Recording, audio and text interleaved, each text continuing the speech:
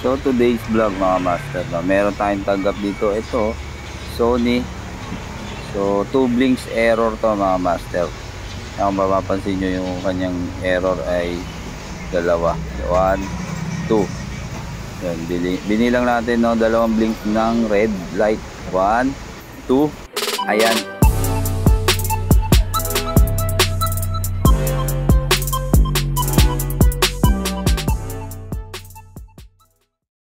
So ito na yung kanyang motherboard, no? Tinanggalan natin, pinasok natin sa microscope. So i-zoom in natin to. So mabilisan turo lang to, no? So gagawin lang natin sa mga itong 2 blinks error, i-disable lang natin.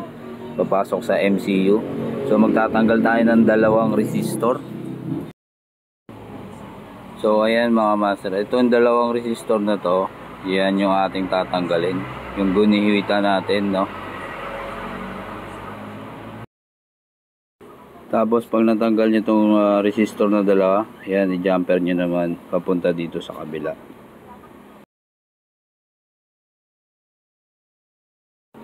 So ayan mga master, ito yung resulta ng ating jumper. Ganyan magiging resulta, natanggal natin yung dalawang resistor. Tapos itong tinanggalan natin, i-jumper natin doon sa kabilang resistor, no? Ayan, no? So ito na yung resulta ng ginawa natin, testingin natin, no? Ayan, nagbukas na siya. Tingnan natin kung mag-e-error pa ng 2 blinks.